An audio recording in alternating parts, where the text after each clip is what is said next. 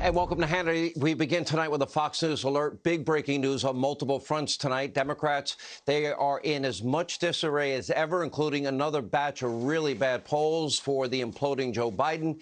And we'll sit down with Fox Nation host, our friend Piers Morgan. We're going to ask about him walking off Good Morning Britain last year. We'll get more reaction to his recent interview with the 45th president, Donald Trump. There's been a lot of drama in Piers' life lately. Here's a small sample. Take a look.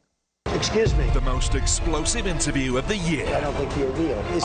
I'm not like... Very dishonest. Let's finish up the interview. Morgan versus Turn Trump. the camera off. Very dishonest. Okay, so the royal family is accused of racism. I'm sure the old bag's got to be 100. I mean, she grew up in... Can you not call Her Majesty the old bag?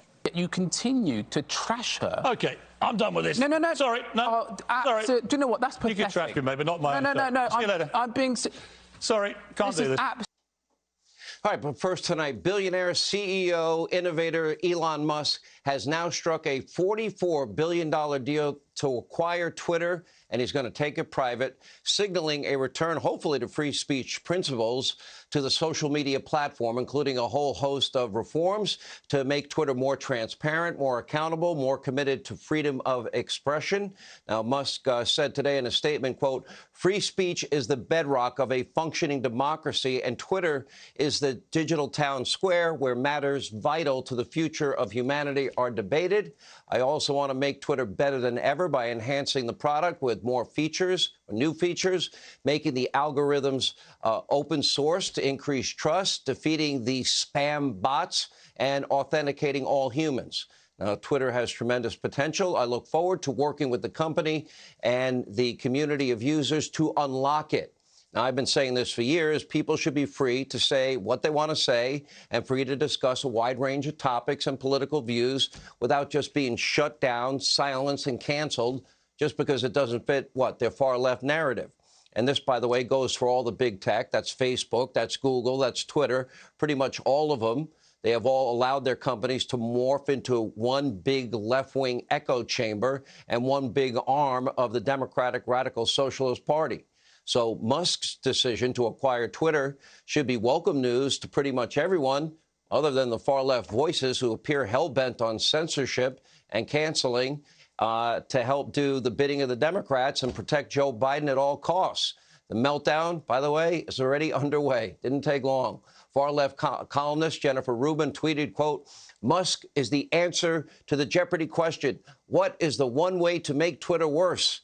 Activist Sean King took it a step further, tweeting, quote, "At its root, Elon Musk wanting to purchase Twitter is not about left versus right. It's about white power." Okay, and the rest of the media mob, well, they're terrified of Musk embracing something called freedom of speech. I thought we cherished that. Take a look. To me, when the richest guy in the world takes over the most important social media platform, that's just not a winning formula to me. It reminds me of old Bond movies where, Dr. Evil and guys like that, or Goldfinger, were going to take over the media. My tummy meter says there's something just not great about this. How will this change our lives? And when he says open it up to free speech, does that allow more misinformation on the platform? If you get invited to something where there are no rules, where there is total freedom for everybody, do you actually want to go to that party? Or are you going to decide to stay home? But, this is a weird guy, and it's going to be a private company. I'm confused about what to do. We all use Twitter. Do I stop or do I wait and see what happens?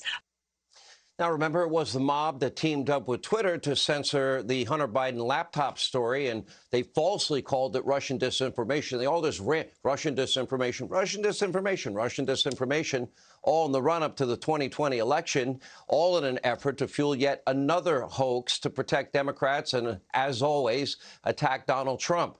But, of course, the laptop, guess what?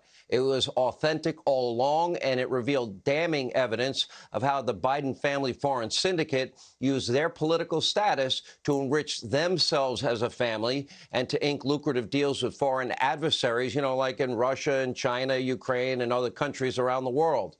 And get this, we are learning even more about Biden's lies that he never met with or talked to Hunter about any foreign family business dealings because, according to visitor logs from the Obama-Biden White House, reviewed by the New York Post, Hunter Biden's closest business partner, Eric Schwerin, guess what? He made at least 19 visits to the White House and other official locations between 2009 and 2015. So tonight, the country ought to be asking, and I'll ask it, what did Joe Biden know and when did he know it? Does he still stand by the lie that he never talked to his son Hunter about his foreign business dealings? And that's not all. According to Catherine Herridge, our former colleague, now at CBS News, prosecutors have subpoenaed paternity records, including tax documents from the 2019 lawsuit that was filed by London Roberts, an Arkansas woman who had a child with Hunter. And according to a 2018 email to his brother's widow, Hunter pressured Haley Biden into getting an HIV test with the email entitled, quote, "You need to get tested for HIV, Hallie." Okay, if you recall, Hunter was reportedly having an affair with Hallie about a year after his brother died and before the relationship apparently deteriorated. But don't forget, the laptop story isn't just a story about Hunter Biden and his destructive behavior. That story is more about Joe Biden and the Biden family, and about the media mob, and about big tech in this country, and how they colluded to cover up any and all evidence of the Biden's family and their nefarious foreign dealings and Joe's lies about not knowing anything about it. It was the biggest election cover-up in modern political history. Now, had the media done their job, had they actually vetted the laptop, had they actually made the right decision, not a year and a half later, but when it mattered before the election, could that have had an impact on the election? We'll let you make that decision. I think it could have. And it's why so many on the left are so hell-bent on censoring conservatives and censoring stories that are bad for Democrats. And that's why they are in complete panic mode over Elon Musk and his commitment to freedom of speech. I thought liberals believed in freedom of speech. I thought they'd love a guy like Elon Musk.